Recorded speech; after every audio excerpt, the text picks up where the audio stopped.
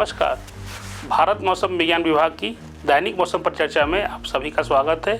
आज दिनांक 19 जनवरी है। सर्वप्रथम हम पिछले 24 घंटे के दौरान हुए मौसम के अवलोकनों पर ध्यान देंगे। तो जो भारी से अति भारी वर्षा है वो तमिलनाडु के एकाध हिस्सों में प्राप्त हुई है, जिसमें से 15 सेंटीमीटर जो रिपोर्ट हुआ है तिरुनेलवेली डिस्ट्रिक्ट से स्टेशन। उसके अलावा जो कोहरा है वो घना से अत्यंत घना कोहरा, जहाँ विजिबिलिटी लगभग 50 मीटर से भी कम रिपोर्ट की गई है, वो बहुत सारे क्षेत्रों में उत्तर प्रदेश के और एकाध हिस्सों में पश्चिमी राजस्थान, पंजाब और पश्चिमी मध्य प्रदेश में प्राप्त हुई है।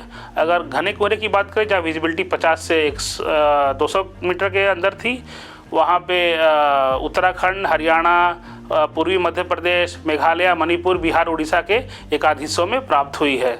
उसके अलावा अगर हम अभी जो सिनॉप्टिक सिस्टम के बारे में जो हमारे क्षेत्र पे मौजूद है उसकी अगर उस पर हम देखें तो एक पश्चिमी विक्षोभ है जो एक ट्रफ के रूप में 65 डिग्री ईस्ट और 32 डिग्री नॉर्थ के आसपास देखा जा सकता है। उसके अलावा एक प्रेरित चक्रवाती परिसंचरण दक्षिण पश्चिम राजस्थान और इससे सटे पाकिस्तान पर स्थित है। उसके अलावा एक ताज़ा पश्चिमी विक्षोभ एक ट्रफ के रूप में 52 डिग्री पूर्व देशांतर और 28 डिग्री उत्तर अक्षांश के उत्तर में देखा जा सकता है।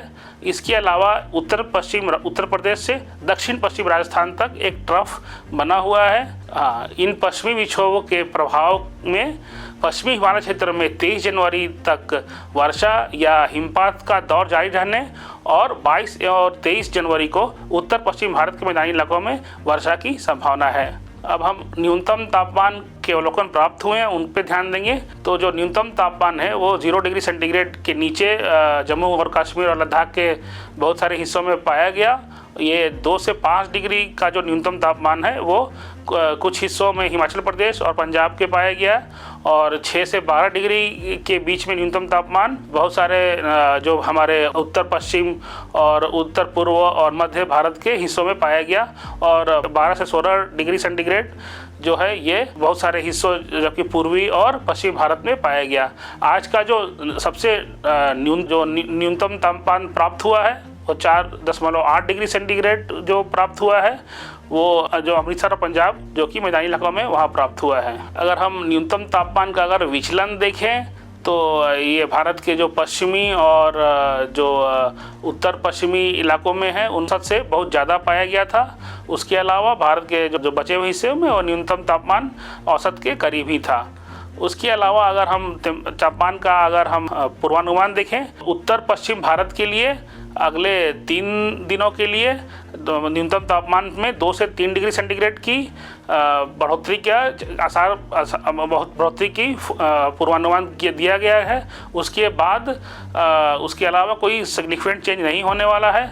उसके अलावा अगर मध्य भारत की बात करें तो अगले 2 दिनों तक तापमान में कोई खास तब्दीली नहीं आने वाली है न्यूनतम तापमान में और उसके बाद अगले 3 दिन तक उसमें 2 से 3 डिग्री सेंटीग्रेड की बढ़ावट होने की संभावना है। अगर हम महाराष्ट्र और गोवा में की बात करें तो वहाँ पे अगले 2 दिनों के दौरान कोई महत्वपूर्ण बदलाव नहीं आएंगे लेकिन उसके बाद 2 से 3 डिग्री की बढ़ोतरी के आसार है।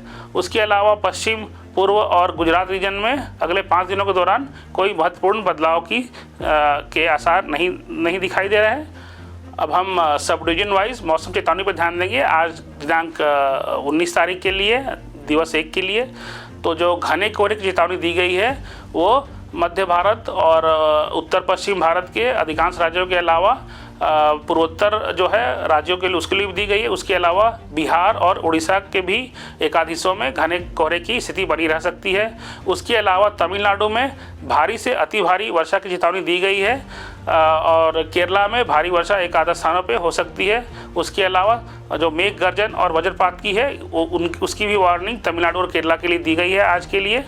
और अगर हम दिवस 2 की बात करें कल 20 तारीख के लिए तो जो घने कोहरे की स्थिति है वो राजस्थान और उत्तराखंड और मध्य प्रदेश और पूर्वोत्तर राज्य है उसके लिए दी गई है।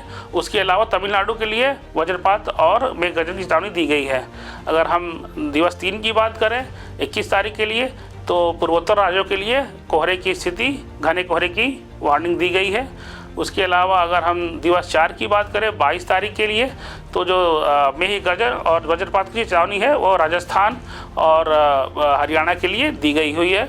अगर हम दिवस 5 की बात करें हिमाचल प्रदेश के लिए कोल्ड डे और शीत दिवस की चेतावनी दी गई है। और दिवस 6 और 7 के लिए 24-25 के लिए कोई महत्वपूर्ण वार्निंग नहीं दी गई है।